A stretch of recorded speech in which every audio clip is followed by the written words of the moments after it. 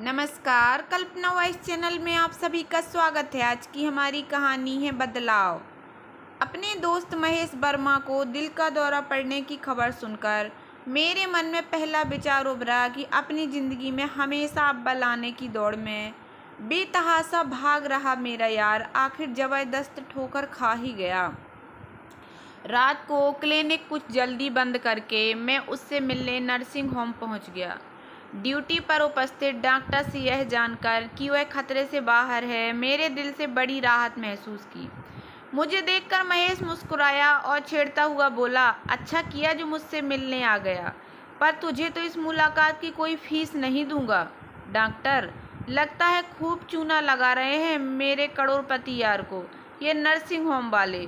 मैंने उसका हाथ प्यार से थामा और पास पड़े स्टूल पर बैठ गया। इस नर्सिंग होम के मालिक डॉक्टर पांडे को यह ज़मीन मैंने ही दिलाई थी। इसने तब जो कमीशन दिया था वह लगता है अब सूद समेत वसूल करके रहेगा। यार, कुएं से एक बाल्टी पानी कम हो जाने की क्यों चिंता कर रहा है। जरा सा दर्द उठा था छाती में और ये लोग 20-30 हज़ार का बिल कम से कम बना कर रहेंगे, पर मैं भी कम नहीं हूँ। मेरी देखभाल में जरा सी कमी हुई नहीं कि मैं इन पर चढ़ जाता हूँ। मुझसे सारा स्टाफ डरता है। दिल का दौरा पड़ जाने के बावजूद महेश के व्यवहार में खास बदलाव नहीं आया था। वह अब भी गुस्सैल और अहंकारी इंसान ही था। अपने दिल के दौरे की चर्चा भी वह इस अंदाज में कर रहा था मानो उसे कोई मेडल मिला हो। कुछ देर के बाद मैंने पूछा, आरव और रिया कब आए थे? अपने बेटे बहू का नाम सुनकर महेश चिड़े से अंदाज में बोला, आरव सुबह शाम चक्कर लगा जाता है, रिया को मैंने ही यहाँ आने से मना किया है। क्यों? अरे उसे देखकर मेरा ब्लड प्रेशर जो गड़बड़ा जाता है। अब तो सब भुला कर उसे अपना ले यार। गुस्सा, चिढ़, नाराजगी, नफरत और शिकायतें, ये सब दिल को नुकसान पहुँचाने वाली भावनाएं हैं। ये सब छोड़ और कोई दूसरी बात कर। उसकी आवाज़ रूखी और कठोर हो गई। कुछ पलों तक खामोश रहने के बाद मैंने उसे याद दिलाया, तेरे भतीजे आलोक की शादी में बस 2 सप्ताह रह गए हैं। जल्दी से ठीक हो जा मेरे हाथ बटाने के लिए। जिंदा बचा रहा तो जरूर शामिल होऊंगा तेरे बेटे की शादी में। यह डायलॉग बोलते हुए यूं तो वह मुस्कुरा रहा था, पर उस क्षण मैंने उसकी आंखों में डर, चिंता और दयनीयता के भाव पड़े थे। नर्सिंग होम से लौटते हुए रास्ते भर में उसी के बारे में सोचता रहा। हम दोनों का बचपन एक ही मोहल्ले में साथ गुजरा था। स्कूल में 12वीं तक की शिक्षा भी साथ ही थी। फिर मैं मेडिकल कॉलेज में प्रवेश पा गया और वह भी बीएससी करने लगा। पढ़ाई से ज़्यादा उसका मन कॉलेज की राजनीति में लगता। विश्वविद्यालय के चुनाव में हर बार वह किसी न किसी महत्वपूर्ण पद पर रहा। अपनी छात्र राजनीति में दिलचस्पी के चलते उसने एलएलबी भी की। लोग कहते हैं कि कोई अस्पताल या कोर्ट के चक्कर में कभी न फंसे। देख, तू डॉक्टर बन गया और मैं वकील। भविष्य में तुझसे ज़्यादा अमीर बनकर दिखाऊंगा। डॉक्टर क्यों? दौलत पढ़ाई के बल पर नहीं बल्कि चतुराई से कमाई जाती है। उसकी इस तरह की ढींगे में हमेशा सुनता आया था। उसकी वकालत ठीक नहीं चली तो वह प्रॉपर्टी डीलर बन गया। इस लाइन में उसने सचमुच तगड़ी कमाई की। मैं साधारण सा जनरल प्रैक्टिशनर था। मुझसे बहुत पहले उसके पास कार और बंगला हो गए। हमारी दोस्ती की नींव मजबूत थी, इसलिए दिलों का प्यार तो बना रहा, पर मिलना जुलना काफ़ी कम हो गया। उसका जिन लोगों के साथ उठना बैठना, वे सब खाने पीने वाले लोग थे। उस तरह की शोहरत को वे ठीक नहीं मानता था और इसलिए हम कम मिलते थे। हम दोनों की शादी एक साथ हुई और इत्तेफाक से पहले बेटी और फिर बेटा भी हम दोनों के घर कुछ ही आगे पीछे जन्मे।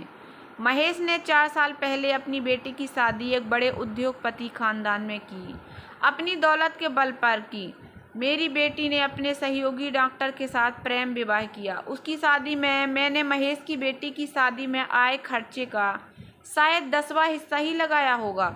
रुपए को अपना भगवान मानने वाले महेश का बेटा आरव कॉलेज में आने तक एक बिगड़ा हुआ नौजवान बन गया था।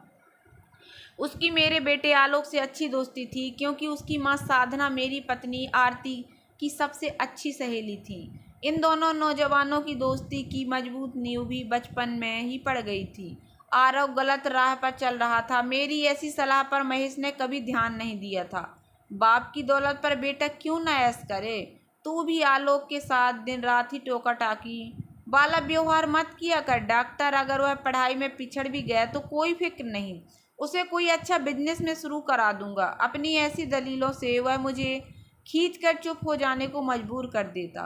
आज इस करोड़पति इंसान का इकलौता बेटा 2 कमरों के एक साधारण से किराए वाले फ्लैट में अपनी पत्नी रिया के साथ रह रहा था।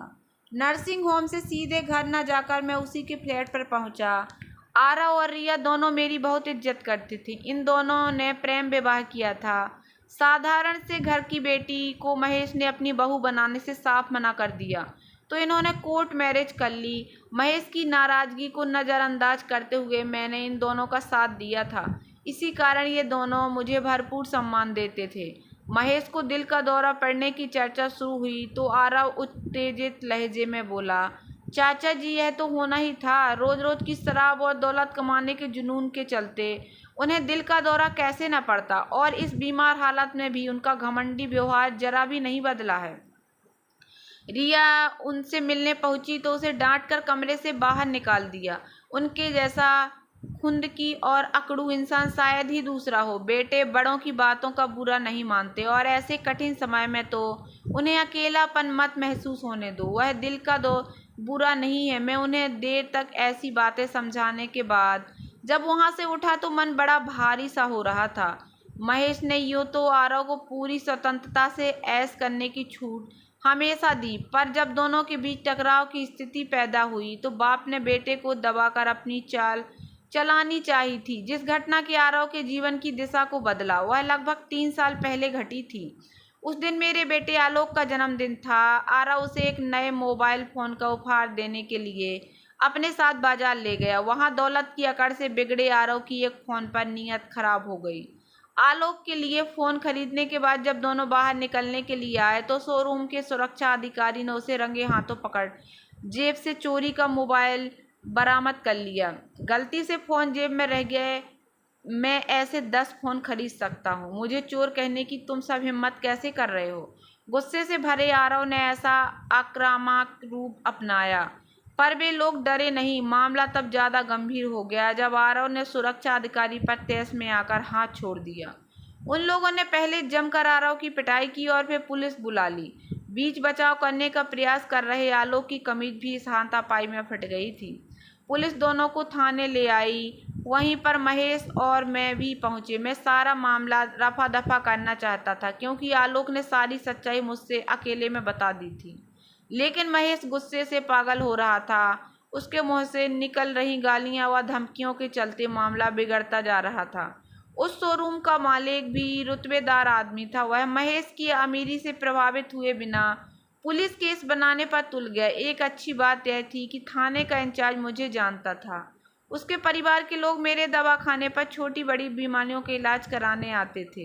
उसकी आंखों में मेरे लिए शर्म लिहाज के भाव ना होते तो उस दिन बात बिगड़ती ही चली जाती। वह महेश जैसे घमंडी और बदतमीज इंसान को सही सबक सिखाने के लिए शोरूम के मालिक का साथ जरूर देता, पर मेरे कारण उसने दोनों पक्षों को समझौता करने के लिए मजबूर कर दिया।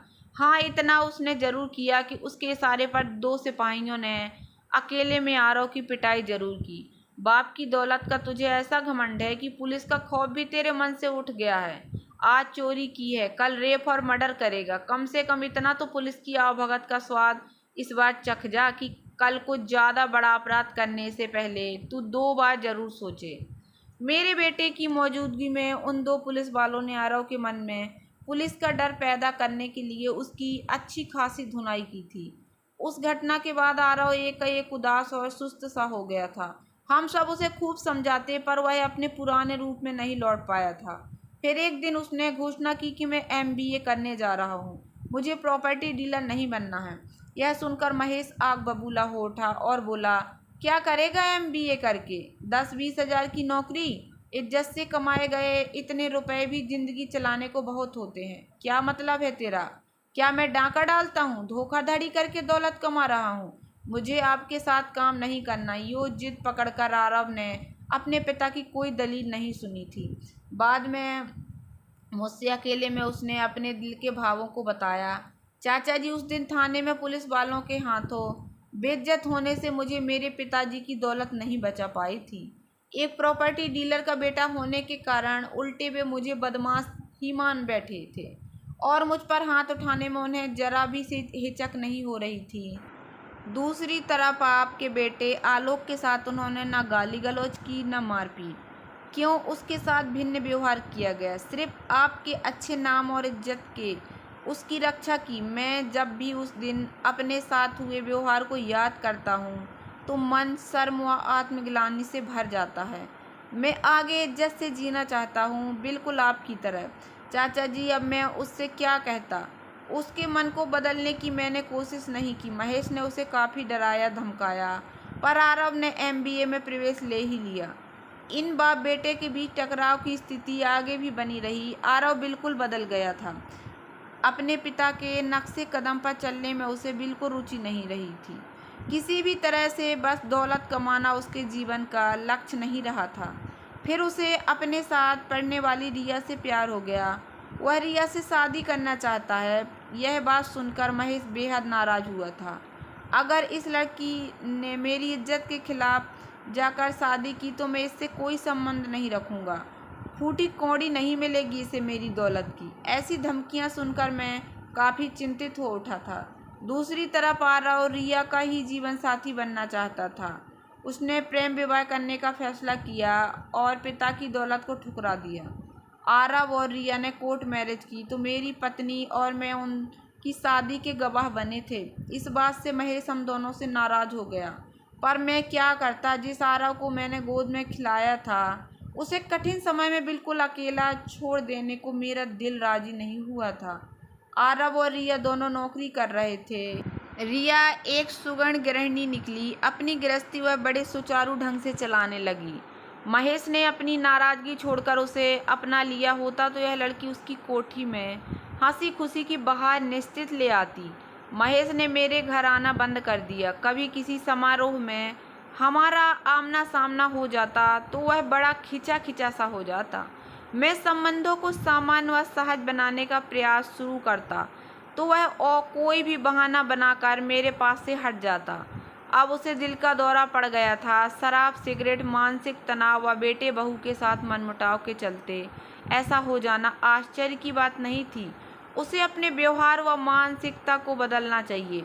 कुछ ऐसा ही समझाने के लिए मैं अगले दिन दोपहर के वक्त उससे मिलने पहुंचा। उस दिन महेश मुझे थका टूटा सा नजर आया। यार प्रकाश, मुझे अपनी ज़िंदगी बेकार सी लगने लगी है। आज किसी चीज़ की कमी नहीं है मेरे पास, फिर भी जीने का उत्साह क्यों नहीं महसूस करता हूँ मैं अपने अंदर। उसका बोलने का अंदाज ऐसा था मानो मुझसे सहानुभूति प्राप्त करने का इच्छुक हो। इसका कारण जानना चाहता है तो मेरी बात ध्यान से सुन। दोस्त, तेरी दौलत सुख सुविधाएं तो पैदा कर सकती हैं, पर उससे अकेलापन दूर नहीं हो सकता। अपनों के साथ प्रेम पूर्वक रहने से अकेलापन दूर होता है। यार, अपने बहू बेटे के साथ प्रेम पूर्ण संबंध कायम कर लेगा तो जीने का उत्साह जरूर लौट आएगा। यही तेरी उदासी और अकेलेपन का टॉनिक है। मैंने भावुक होकर उसे समझाया। कुछ देर खामोश रहने के बाद उसने उदास लहजे में जवाब दिया, दिलों पर लगे कुछ जख्म आसानी से नहीं भरते हैं डॉक्टर। रिया के साथ मेरे संबंध शुरू से ही बिगड़ गए। अपने बेटे की आंखों में झांकता हूँ तो वहाँ अपने लिए आदर या प्यार नजर नहीं आता। अपने किए की माफ़ी मांगने को मेरा मन तैयार नहीं। हम बाप बेटे में से कोई झुकने को तैयार नहीं, तो संबंध सुधरेगे कैसे? उस रात उसके इस सवाल का जवाब मुझे सूझ गया था। वह समाधान मेरी पत्नी को भी पसंद आया था। सप्ताह भर बाद महेश को नर्सिंग होम से छुट्टी मिली तो मैंने उसे अपने घर ले आया। साधना भाभी भी साथ में थी। तेरे भतीजे आलोक की शादी हफ्ते भर बाद है। मेरे साथ रहकर हमारा मार्गदर्शन कर, ऐसी इच्छा जाहिर कर मैं उसे अपने घर लाया। अरे, अपने बेटे की शादी का मेरे पास कोई अनुभव होता तो मार्गदर्शन करने वाली बात समझ में आती। अपने घर में दम घुटेगा यह सोचकर शादी ब्याह वाले घर में चल रहा हूँ। उसका निराश उदास सा स्वर मेरे दिल को चीरता चला गया था। आरव और रिया रोज ही हमारे घर आते। मेरी सलाह पर रिया अपने ससुर के साथ संबंध सुधारने का प्रयास करने लगी। वह उन्हें खाना खिलाती, उनके कमरे की साफ सफाई कर देती। दवा देने की जिम्मेदारी भी उसी को दे दी गई। महेश मुझसे तो कुछ नहीं कहता, पर अपनी बहू की ऐसी देखभाल से वह खुश था। लेकिन आरव और उसके बीच खिंचाव बरकरार रहा। दोनों औपचारिक बातों के अलावा कोई अन्य बात कर ही नहीं पाते थे। शादी के दिन तक महेश का स्वास्थ्य काफ़ी सुधर गया था। चेहरे पर चिंता, नाराज़गी व बीमारी के बजाय खुशी और मुस्कुराहट के भाव झलकते। वह बारात में भी शामिल हुआ। मेरे समधी ने उसके आराम के लिए अलग से एक कमरे में इंतजाम कर दिया था। फेरों के वक्त वह पंडाल में फिर आ गया था। हम दोनों की नज़रें जब भी मिलती तो एक उदास सी मुस्कान महेश के चेहरे पर उभर आती। मैं उसके मनोभावों को समझ रहा था। अपने बेटे की शादी को इस सब रीति रिवाजों के साथ न कर पाने का अफसोस उसका दिल इस वक्त जरूर महसूस कर रहा होगा।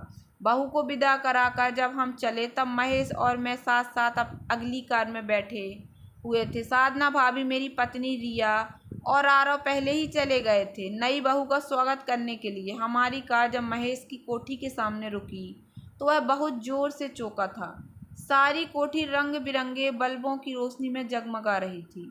जब महेश मेरी तरफ घूमा तो उसकी आंखों में एक सवाल साफ चमक रहा था। यह सब क्या है डॉक्टर? मैंने उसका हाथ थाम कर उसके अनबुझे सवाल का जवाब दिया, मुस्कुराते हुए दिया। तेरी कोठी में भी एक नई बहू का स्वागत होना चाहिए। अब उतर कर अपनी बहू का स्वागत कर और आशीर्वाद दे। रोने धोने का काम हम दोनों यार बाद में अकेले में कर लेंगे। महेश की आंखों में सचमुच आंसू छलक रहे थे। वह भरे गले से इतना ही कह सका, डॉक्टर, बहू को यहाँ लाकर तूने मुझे हमेशा के लिए अपना कर्जदार बना लिया। थैंक यू वेरी मच मेरे भाई। महेश में अचानक नई जान पड़ गई थी। उसे अपनी अधूरी इच्छाएं पूरी करने का मौका जो मिल गया था। बड़े उत्साह से उसने सारी कार्रवाई में हिस्सा लिया। आलोक और नई दुल्हन को आशीर्वाद देने के बाद अचानक ही महेश ने आरव और रिया को भी एक साथ अपनी छाती से लगाया और फिर किसी छोटे बच्चे की तरह बिलख कर रो पड़ा था। ऐसे भावुक अवसर पर हर किसी की आंखों में आंसू बह निकले और इनके साथ हर तरह की शिकायतें, नाराजगी, दुख, तनाव और मनमुटाव का कूड़ा बह गया। तूने सच कहा था डॉक्टर कि रिश्तों के रंग बिरंगे फूल ही जिंदगी में हंसी खुशी और सुख शांति की सुगंध पैदा करते हैं, ना कि रंगीन हीरों की जगमगाहट। आज मैं बहुत खुश हूँ क्योंकि मुझे एक साथ दो बहुओं का ससुर बनने का सुअवसर मिला। थैंक यू भाई। महेश ने हाथ फैलाए तो मैं आगे बढ़कर उसके गले लग गया। मेरे दोस्त के इस हृदय परिवर्तन का वहां उपस्थित हर व्यक्ति ने तालियों बजाकर स्वागत किया। तो दोस्तों, कैसी लगी आप लोगों को मेरी ये कहानी? अगर कहानी पसंद आई हो तो प्लीज़ मेरे वीडियो को लाइक कर देना। चैनल पर नए आए हों तो प्लीज़ सब्सक्राइब कर लेना और ज़्यादा से ज़्यादा शेयर करना। धन्यवाद दोस्तों।